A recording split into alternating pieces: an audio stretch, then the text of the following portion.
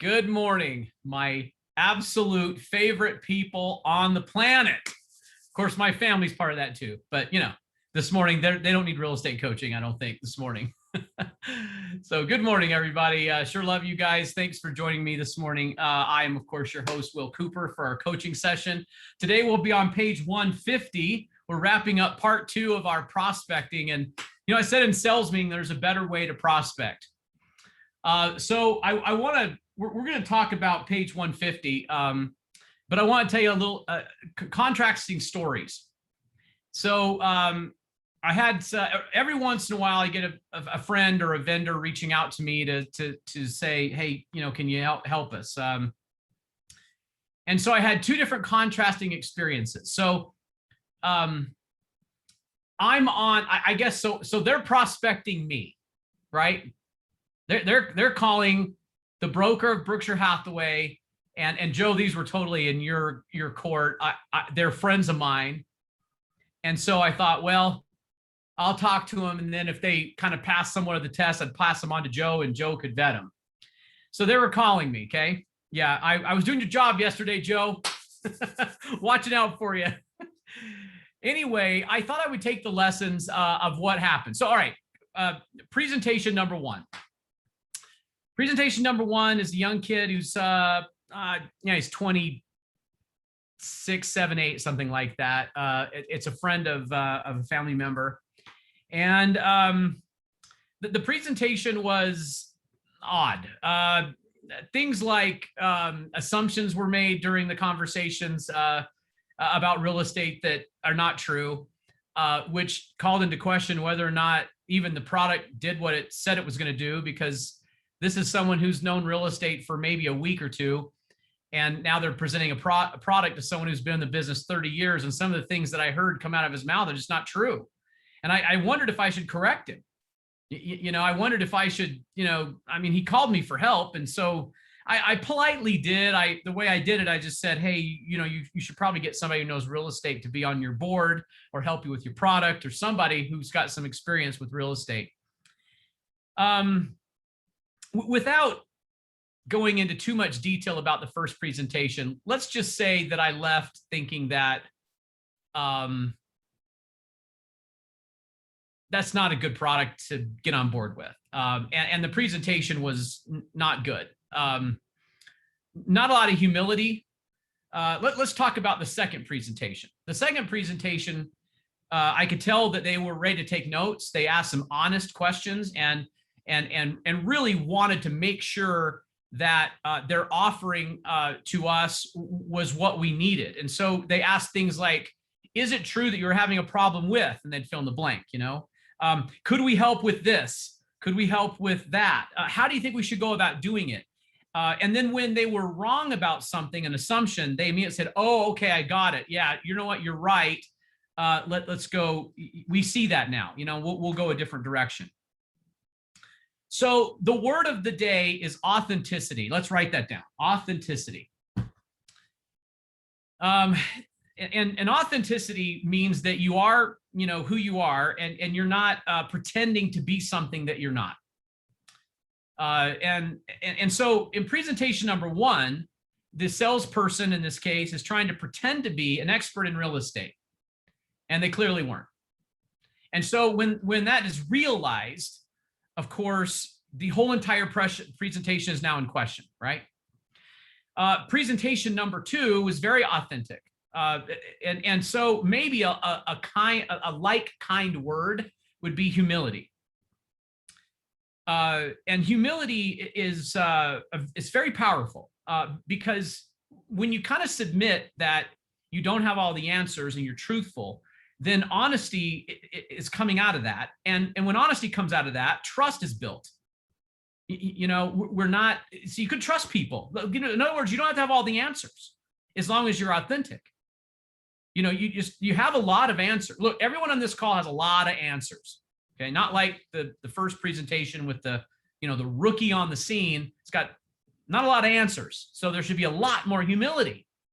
And he would have gone a lot further in the presentation if that would have been the case. And I mean, bless his heart, he's still young. And so, we helped him out. because man, how embarrassed would we all be if we looked at a movie of ourselves when we were in our 20s and how we were about going about things, and would we be like, come on. And so anyway, I took the time to help him out, and he's a good kid. He's still learning. Right. So I've been thinking about authenticity and humility and all of that, and how we go about, because today we're talking about prospecting. How do we go about building relationships with people and meeting them, are all contacts the same?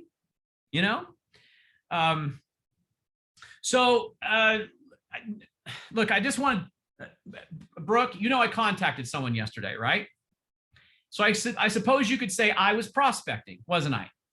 Okay, so we've got an agent down in St. George that Brooke knows very well, and he's a luxury agent, and he'd heard about Bob Richards joining us, and frankly, I think that he might be a match. But when I called him, I framed it like this. I said, how about this?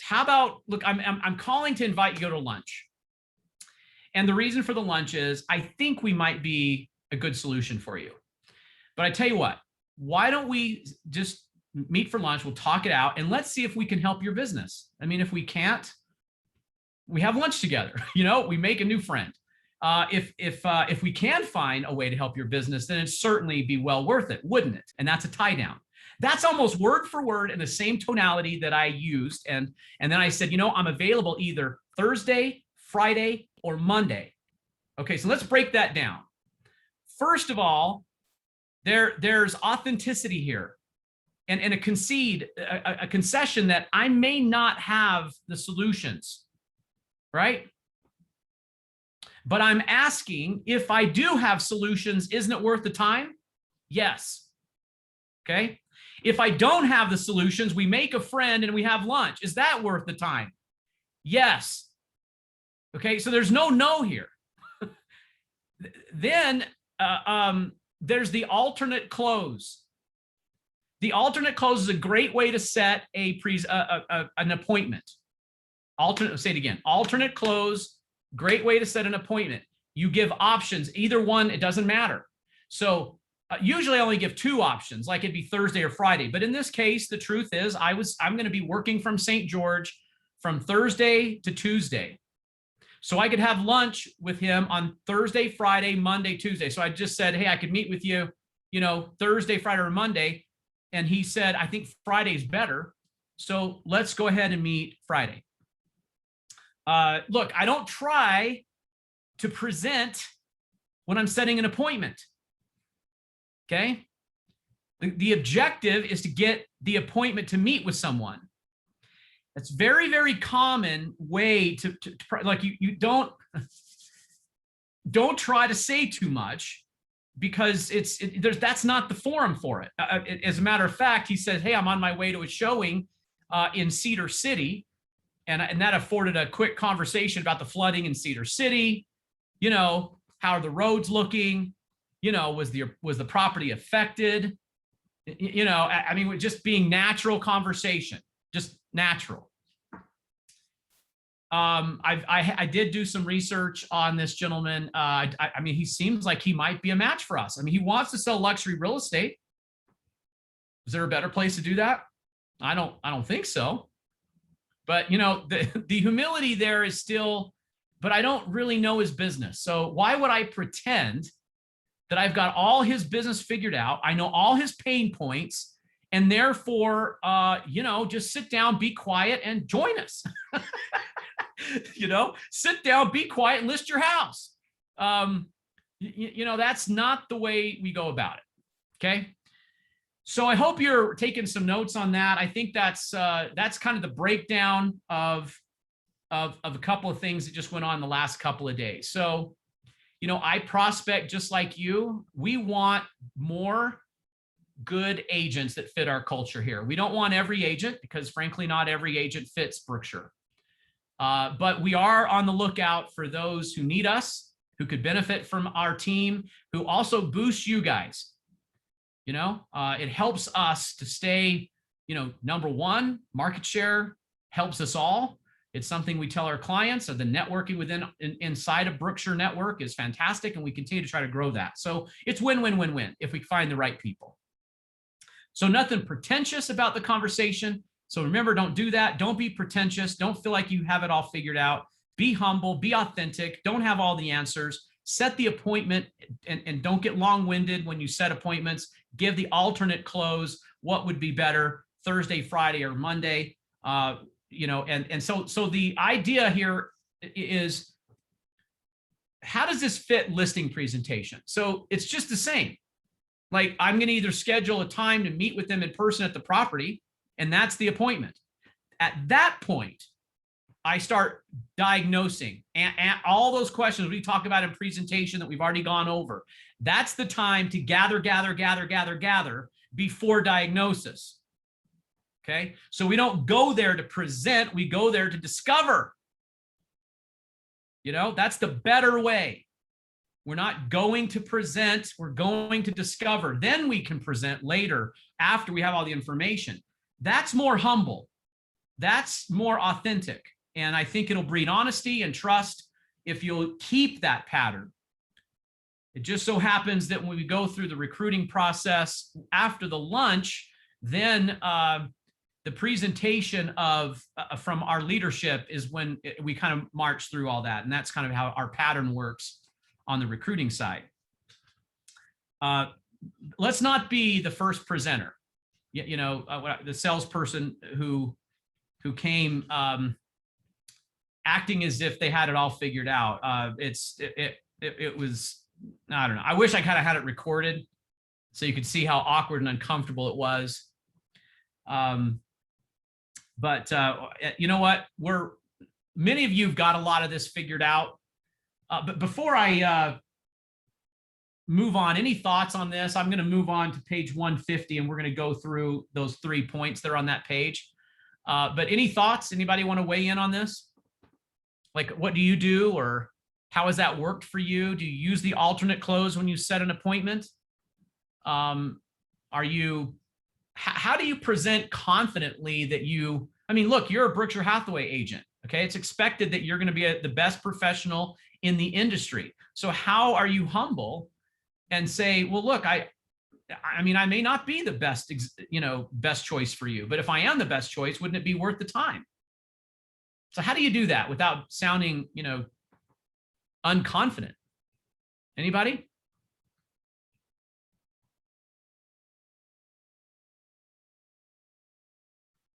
Nobody feels like talking this morning? Just unmuting people at random, Will. Just let me know. Okay. Just raise your hand if anybody, or chat, and I'll undo it here. I tell you what. Okay, Britt, let's unmute Britt. Hi. Right, what do you think, Britt? How do you do that? Well, in my very limited experience, I've at least seen, sorry for the camera, folks, yikes. The value of just being responsive and attentive, returning that quick text, just basic responsibility traits are seeming to go a lot farther than I would expect. And so then there's some sort of base laid that when you are humble and you say you don't know an answer to something, I think they trust you're going to figure it out. Yeah. And they trust you're going to follow through, and they trust you're listening to them. So that seems powerful to me. Yeah, very, very powerful. Prospecting is a lot of being responsive and kind of getting on it. We discover what the problem is. We go find the answer. We get back to them. Even if you can't talk right away, have you appreciated people who say, "Hey, can't talk right now. Can I call you back in a minute? Can I call you back in an hour?" Yeah. Don't you appreciate that? You acknowledge that you've received, you're acknowledging them, right? Yeah. I think there's an ego thing too. Like, people want to feel important to you. Yes. So true. My daughter called me. This is why I'm running a little bit late this morning. The family, and then I had someone. Anytime agents call me before I get in the shower on a Wednesday morning, it's always a problem. because I'm in a, like a huge hurry. But anyway, she called me like, and I want my daughter to feel like she's important. So Leslie in the chat says, I think being honest about not knowing the answer, acknowledging that I may not be the best fit, shows that I'm not about the money. Very good. Very good. I mean, if somebody, can I qualify something out? Like there's a minefield here, so let's avoid this minefield. Have you ever heard someone say to, like, for sell by owner, that I'm not interested in listing your property. I just may have a buyer. So can I come see you? And they use a script or something like, hey, I'm only calling because I have a buyer and I want to preview your property. You ever heard of this? Yes, you guys? Okay. So look, what do we all know about that? We all know the agent's lying. The agent would love that listing. So I think being authentic and humble it never means being dishonest. Okay.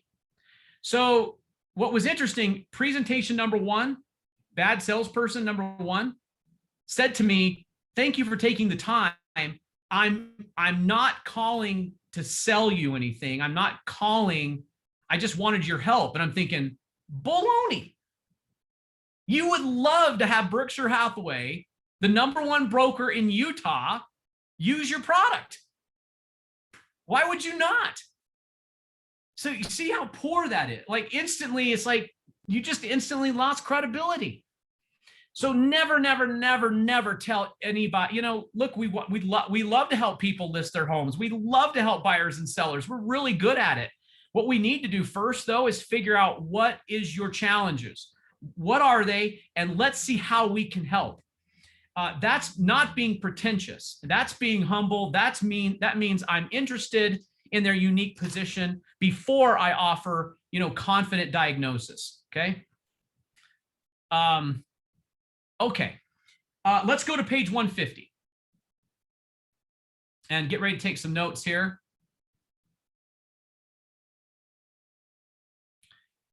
Okay, I think, we've got to acknowledge something about prospecting. And I started off with this, applied knowledge is power, but knowledge by itself, or even wisdom by itself unapplied, doesn't do anything. So that's kind of what this first paragraph is all about. Is I've known through the years, I've trained thousands of new agents, you guys. I don't even know how to count how many people I've met in 30 something years, and owning the school and working at the school for like 13 years of being at Stringham. I don't know how many new people that was. I owned my own brokerage for 10 years. I'll bet you I had 500 people in 10 years come through that company. So it's been a lot. So what you find out is there's a lot of really smart agents who don't apply what they know. And that's sad. Okay. So maybe, perhaps you've heard that knowledge is power. Is knowledge power? No, it's potential power. So applied knowledge is powerful. Okay. I think the same thing could be said for wisdom here. What good is knowing how to do some things, but not doing it, right? The real test is not to know it.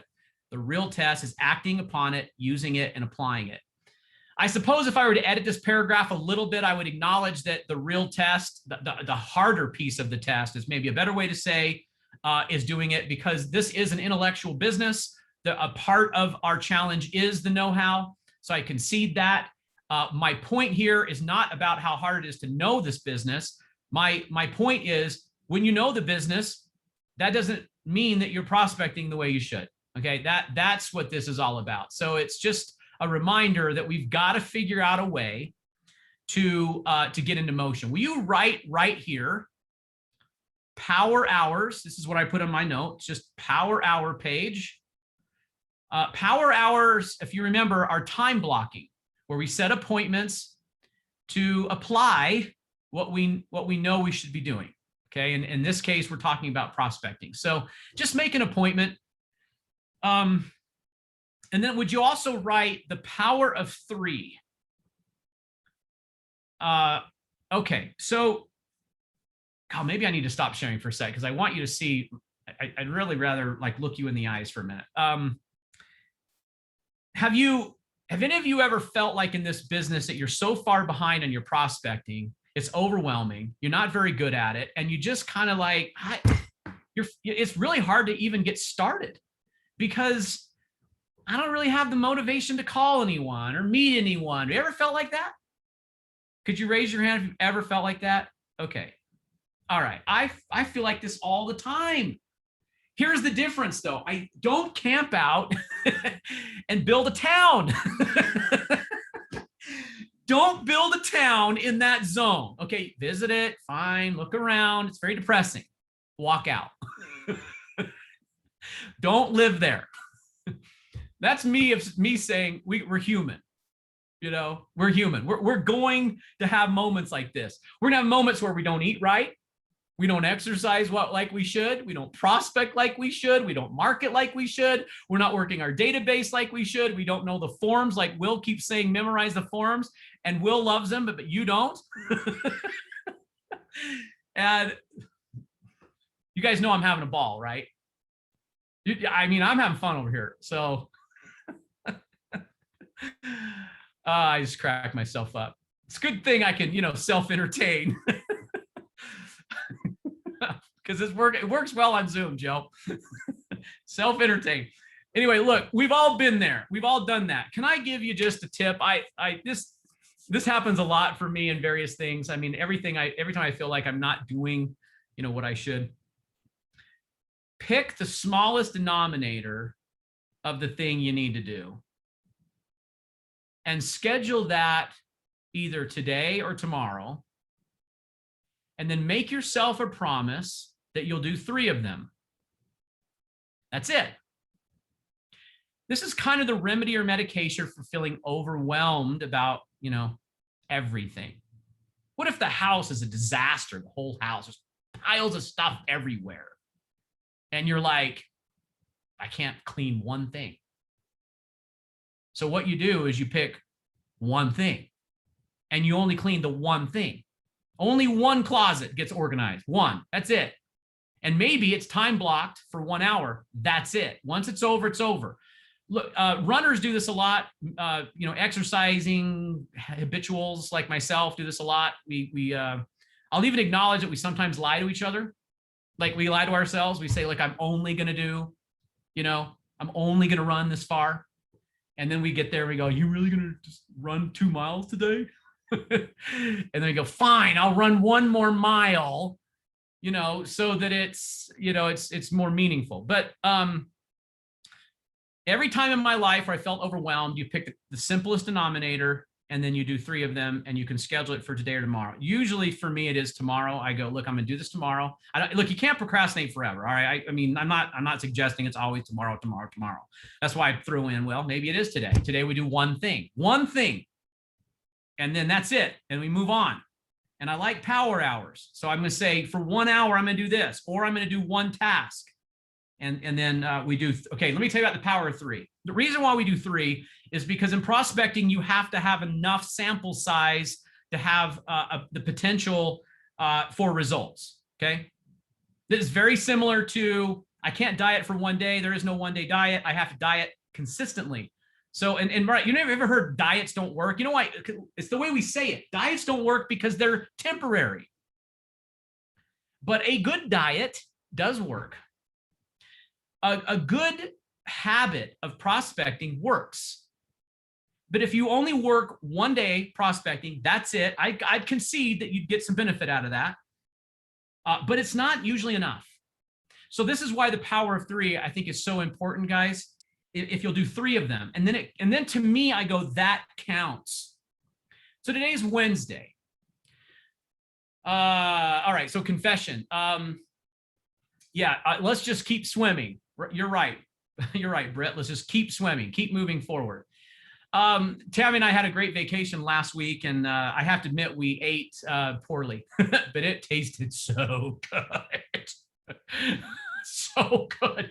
I mean, found a place that makes, those lava cakes, where when you order it, they go, hey, it takes like 10 minutes for us to make, because we should be talking about dessert this early, but we found this place. It was so good. It's called the Pig's Ear. It's in Hurricane, Utah. It's a brand new place, an amazing a chef, and we spent $100 for the two of us to have a dinner.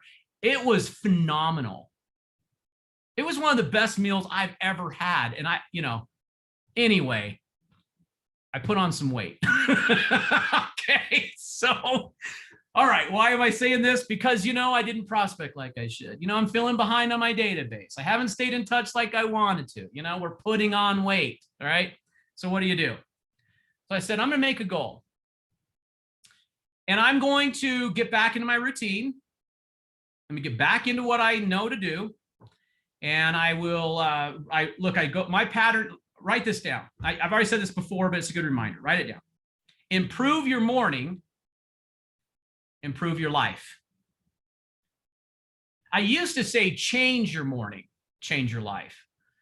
But I think a better way to communicate that is improve my morning, improve my life. So you look at your morning and you analyze what could go a little better.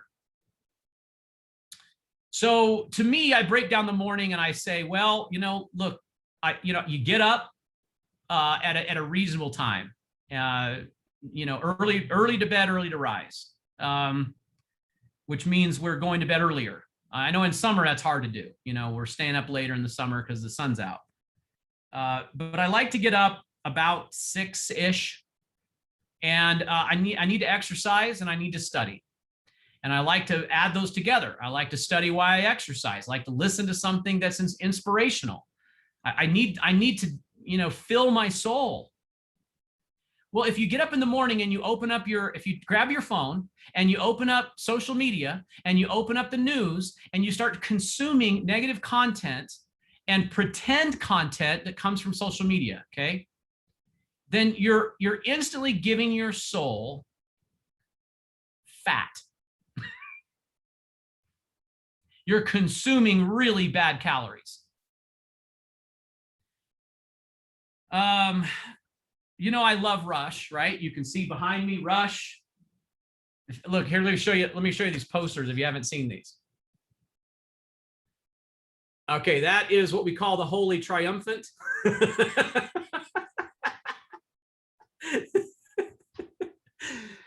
See, because there's 3 of them. Okay. Yes, I'm a big Rush fan. But in the morning, I would run and listen to Rush, and Rush lyrics are extremely inspirational. But it was better? A TED Talk or a spiritual talk, whatever my soul needed, and sometimes both. So look, improve your morning, improve your life. And then I started planning my prospecting. Who am I reaching out to today? Who can I help today? Who can I get to know today? What kind of friend can I make? What kind of relationship could I improve? Who needs my help today? What if we started that all off with just generally, who can I help today? Who needs me? I wonder how often that's a grandchild. I wonder how often that's a family member, a friend, a neighbor. What simple thing could I do to just be a friend, right? Yep, all the world's indeed a stage, and we are merely players. So it's a line from Spirit of the Radio. Yes, another Rush fan, and John. Okay, let's go back to page 150. I hope you're taking good notes on this page. Number 2 here is contemplating, like what would you rather have? Okay, so very smart person. Oh, wait, sorry, I'm jumping ahead. That's the 2-horse bet. I went to a seminary, and really the smart person was Clayton Christensen, just so you know, okay? He was the Harvard Business School Dean of Harvard. He said, what is the first step in generating new business for you? He said, again, what is step 1? What has to happen first? If you identify what that is, do it well and do it often, your business will grow. It's that simple. What's the first step? All right. So for all of us in any types of sales profession, the answer to that question is almost always contacting in some form or fashion. We make more quality contacts. We make more contacts. We usually do. We do a lot more business. Okay. So what good is all this knowledge and expertise if we're not actually meeting people that might need the help? Okay. So be wise about your time. Just jump back in. I know it's been summer. Look, we need to take vacations. We've got to rest. You got to live a fulfilled life. And if you're always working, it's not going to be It's going to be out of balance. Eventually the wheels come off. But then we start getting a little, hey, I got to get back into this, so how do you do that? And so let's find the way to manage our time, get back and manage our time again, and set some weekly goals about how you're going to prospect. So what is your goal this week? So see, what I put is we find ways to, I wrote this, think about it this way. All of your day, 100%, 8 hours of your day should be spent finding people. Then we fit in closings and showings and inspections. We fit them in. What if we looked at it that way? And then I said, but it doesn't usually work that way, does it? And then in my notes, I put, why is this the case? So what's in the way?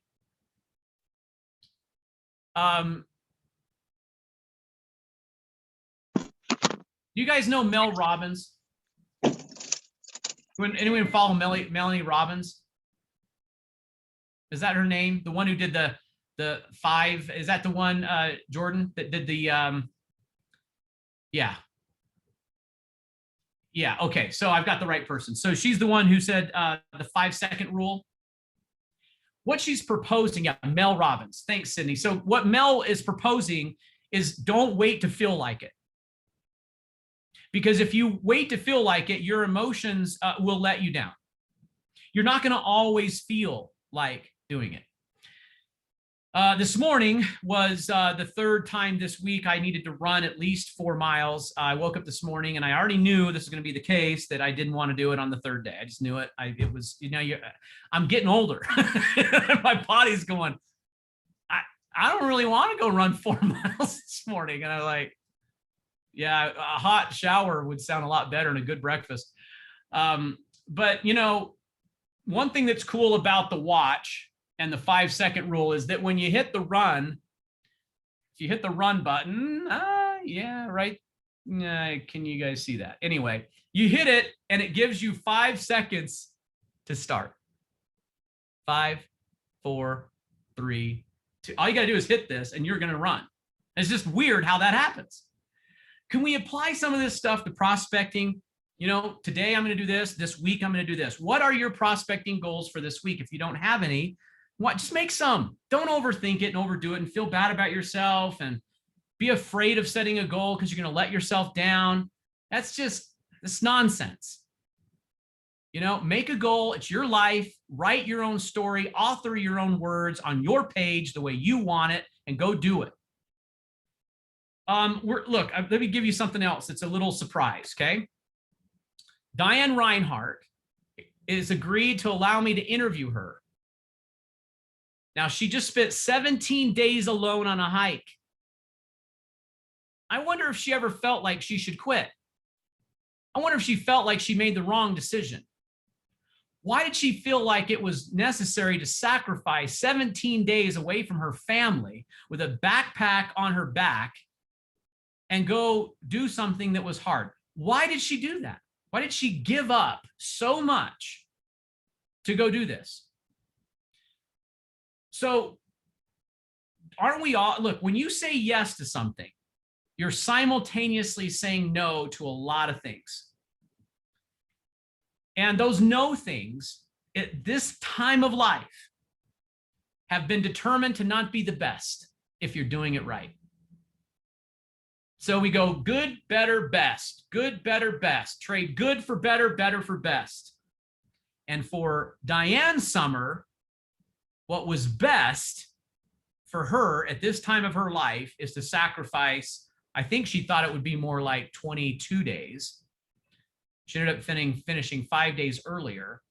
So I'm teasing this. I think we're going to do this interview next Wednesday. And we'll have Diane on and she'll tell us about her journey. I think we can learn a lot from her about how she planned it, how she prepared for it, how she endured it, how she dealt with fear and uncertainty and being alone. What did she miss? I'd sure like to know, did she like the food she ate? Did she have enough energy? Did it taste good? Were you afraid at night? I mean, how did you cope? I'm curious about other things. Like, are you a spiritual person? Was the beauty of the wilderness there, did it teach you something? I'd love to know that. What gratitudes do you have more pronounced than you did before? I think there's a lot of great questions that we're going to ask Diane, and that she can help us with our own motivation. So that's what I was trying to say is I think we're going to have to realize we're going to have to sacrifice some things every time we go to do something that's more important. Okay. All right. The 2-horse bet. All right. Tell me, guys, who you'd bet on. Horse number 1 is very energetic young horse whose enthusiasm for the business is extremely high. This is when I wish Peg Marty was on the call. Because she would describe, the really young, energetic, 3-year-old. His experience, well, there isn't any. No experience, but just extremely eager to learn and work. Horse number 2 has decades of experience, mind-filled with knowledge, typo. His passion for the business is low, and energy and enthusiasm are low. Which horse produces the better results? What do you think? Which horse produces the better results? Do you find yourself wishing there was a third horse? Maybe a horse that has all the good traits and of the first and the second horse. In other words, we could combine the knowledge and know-how with enthusiasm. So if you've lost enthusiasm for the business, then let's get back to our reason and our why. And let's remember all the great people that were so grateful for your help. I've had a lot of great experiences with people. I know we catch people at a hard time of life when they do a real estate transaction. I think we should recognize that and be sensitive to that. But when you've finally, won all the battles and then won the war, and the deed is transferred and it's recorded and they move in and the family's there and the kids are excited and, mom and dad, even though exhausted, or feel so grateful for a new chapter of life. I don't know, guys, I don't need a commission check at that moment. How many of you have had tearful hugs at closing? Yeah. And you make a friend, don't you? And they're really grateful for you. And they say, well, I couldn't have done it without you. So it's all out there, but it usually takes us to go find somebody. And we're going to need to get back to what matters, and prospecting for business, the right way, the better way, the authentic way is necessary. So do what the producers do. Get disciplined about your day. Get back to contacting and meeting people all day. Then fit in the inspections, fit in the closing, fit in those things. If we were having a one-on-one and I sensed your body language that was too heavy, then what's the medication? We go back and we do one thing today or tomorrow, and we do 3 of them. We start simple, because you'll build momentum and you'll start feeling better about yourself, and then you'll want to do it more. And okay, let's think about this. How many of you have noticed that when you go on vacation, right before you go on vacation, you have more business? All right, look, Linda's shaking her head, Rania, everybody, can someone explain that? Why does that happen? And it happens every time I go for a week or so. Why is it that all of a sudden I have all this business? Can anyone explain why that happens? It's not a coincidence. So there's something going on. What is it? Kev, you got the answer? Yeah, people just know instinctively that you're going to be busy the few days before, so they pile on. There's a saying, if you want to, the busiest day of the year is the day before your vacation, so take lots of them. Yeah. Yeah, I don't know. It's a phenomenon that it always works, but I think we're so engaged in getting ready for the other thing that we are more on point. And so we actually attract more business. That's it. There you go. John said it in the chat too, because we get real serious about getting efficient with the time we have left so that we can relax and we don't have to worry about things that are undone. So you get better at planning your day. Look at your calendar before you go. It's booked, right? So let's just do that. Let's just do that now. Do that this week. You'll feel so good about yourself tonight. You'll sleep better. You know, it's like Mother Nature's way of saying you're surviving. You know, you can survive the winter because you're doing winter. You know, you can survive because you're getting on point, like Kevin said. You're getting more acutely aware of the things that have to happen, because we don't want to go on vacation and work. So no wonder we're taking listings and converting leads before we go, right? Okay. All right, about 10 more minutes. Let's go back to screen and let's do these other couple of pages. So these are hexagon lessons on these other pages that are put at the back of each chapter. The point of a hexagon lesson, this is the hexagon, is that there's 6 principles and they're illustrated down here. And that every time there's a principle, we take these 6 principles and we try to apply the concept and use the 6 principles in order to do that. So today, if we were all committed to knocking 100 doors and canvassing around an open house, what do you think the results would be? Like, there's how many are on this call today? But like 50. Let's say 50 of us went out today and invited 100 people around the neighborhood to the nearest open house, and also handed them some real estate market information. Maybe we took our second quarter market results that are printed out, and we just, courtesy of Berkshire Hathaway, and we just did that. What do you think the results would be today if 50 people knocked on 100 doors? I'm not suggesting that face-to-face prospecting is the best way all the time to prospect. It's not what I'm saying at all. But what I am saying is that if we made an attempt to contact 100 people, first of all, how many people will we actually contact out of 100? Is it 20? Is it 10? Is it 50? Is it 40? But there's some number. And then out of that, what would the results be if we went with authenticity, with honesty, not pretentious? If we just simply ask people how they were, do you have can we help you? Do you know of anyone? And we're just kind and nice and pleasant. What would the results be? Right? So these are just some things to remind yourself to be a professional, look professional, wear the name tags. You don't scare the heck out of people. Look, when they see the Berkshire logo on their front porch, it can calm them down a little bit. I know COVID and knocking and doors and all that. Again, I'm not saying that this is all what we should do, but for some of you, this should be exactly what you do this week. This is exactly what you should do. You're going to hold an open house. You should go invite people in the neighborhood to attend. Okay. Here is on the next page, this is contemplating what the perfect week would look like. See, closing, closing, closing, closing. How's that look for a great week, right?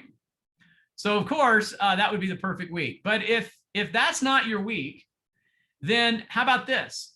How about we have time blocking and power hours, right? Power hours next to time blocking. What if we had gratitude and thank you cards? Handwritten, just wanted to say thank you, right? What if we had our daily market study and our skills? What if we did that in the morning? What if we had a lunch with a client today or tomorrow? What if we scheduled that today, right? I'm actually looking forward to a lunch today I'm having with someone who I think can really help our business. So I'm looking forward to that. But I made that goal on Monday after our leadership meeting, reached out to him on Monday to schedule a lunch for today. So who should you meet with today, right? Who should you take to lunch this week? Who should you call today? Are you holding an open house this week? If not, make it next week and get busy about that.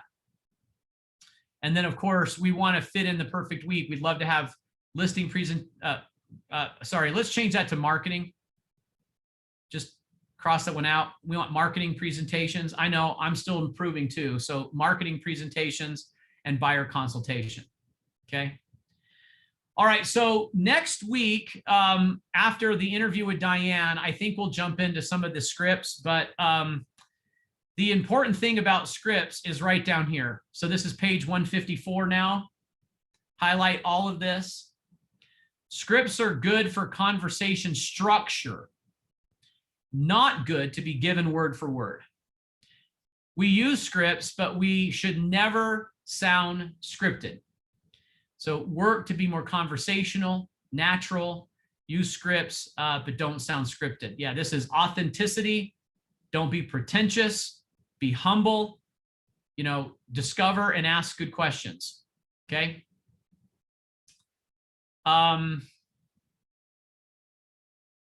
Okay. All right, so I think next week we'll jump into these scripts that have structure. And I think what my challenge to you will be is tell me what to memorize as the structure, but not the word for word. Okay. So I think that's what we'll do. I think we'll do that next week after we interview Diane. Okay. All right. Let's open it up for takeaways or your time to speak on this subject. We've also talked, so we've been talking about getting out and meeting people, making new relationships, finding new business, hopefully blending an enthusiasm with all your know-how into building new friendships and relationships in the business. So what else do you have to say, or what are your takeaways today? What should you apply immediately today or this week? Your turn.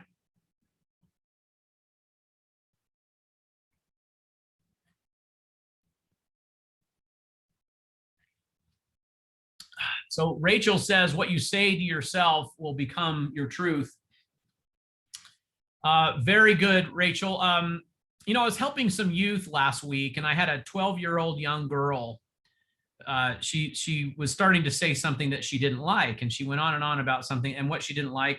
And I don't want to get too personal with it, but I told her the same thing, Rachel. I said, first of all, you're too young to really know what you like and don't like. I said, well, remember, whatever you say now is going to become a reality for you. You'd be surprised. You'll look back in life and find out that you don't like these things.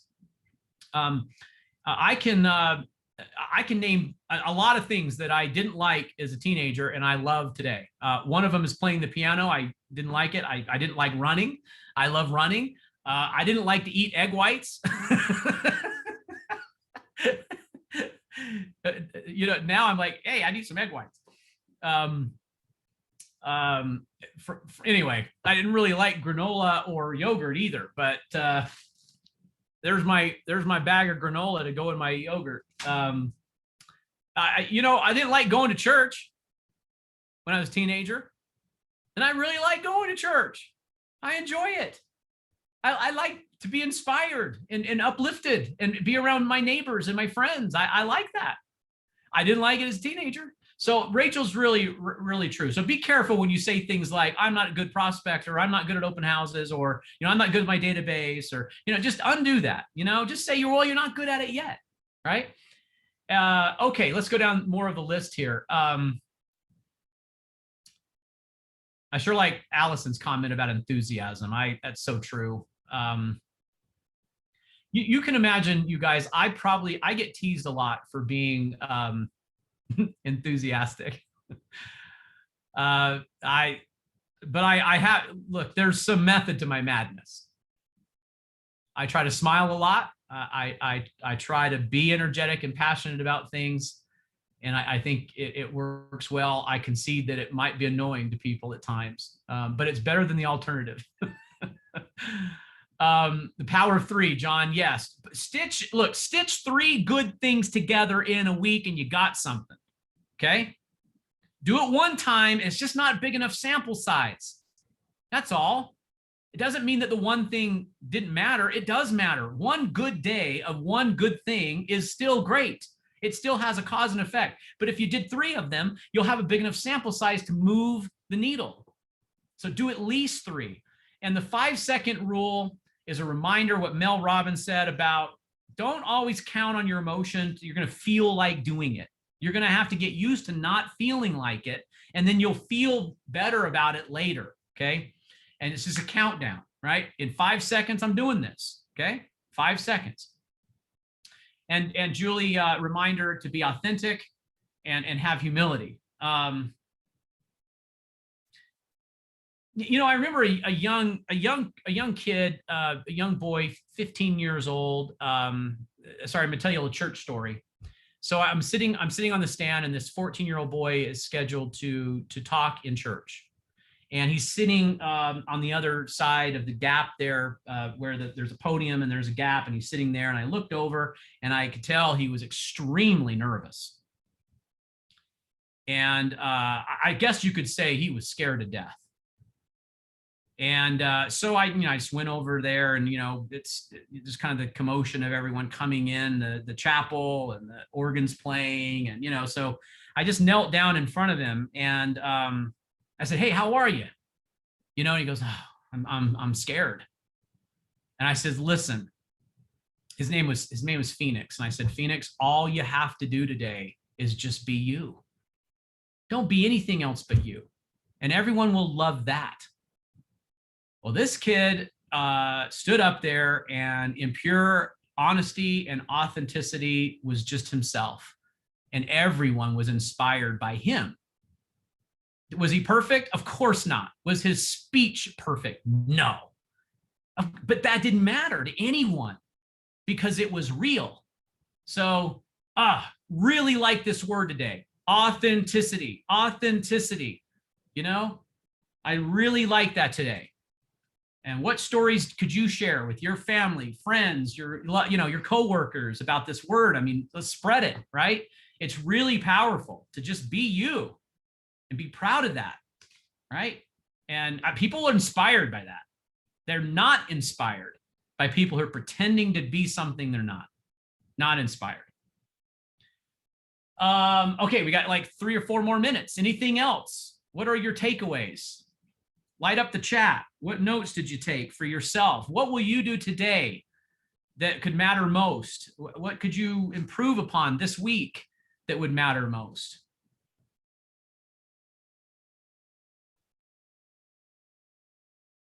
Have some awkward silence for a minute. Yeah, who can I help today? Who needs you, John?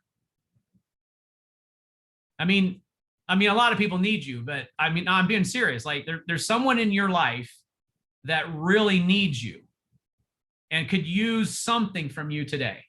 And it's a lot of times it is business. A lot of times it's family, friends, coworkers. I don't mean to sound, I guess to what I was, how do I phrase the adjective here? I'm just going to say it. I'll tell you what, John, I'm really grateful that you attend these coaching sessions. It matters to me.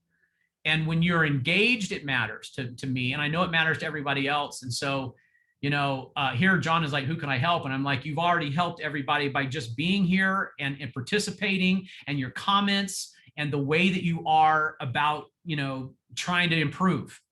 Right. And you all do that. Yeah, I need to find out who it is. Angie says, sometimes people just need someone to listen. So true. So go find someone and have them talk about them. Yeah.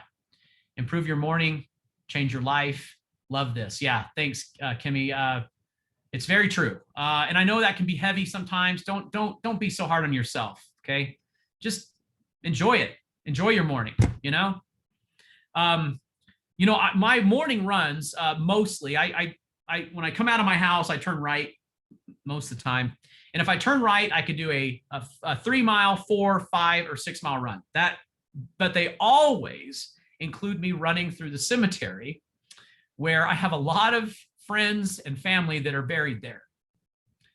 And you want to talk about a reminder about how short life is. It's very, very good lesson that's really loud and yet very soft.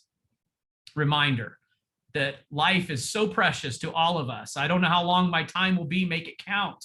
So go love someone today, or pass on the legacy of those that loved you and you love, that lived a great life, that taught you so many important things, and then go be that. You want to love them? There is nothing better you could do for someone who's passed on than to try to be like them. Okay? So you guys know that I love Kevin Cameron, so we can't be serious for too long because I'm trying to be like him. So if Kevin were here right now, he'd say, hey, Will, no one killed more people in their ward than you did.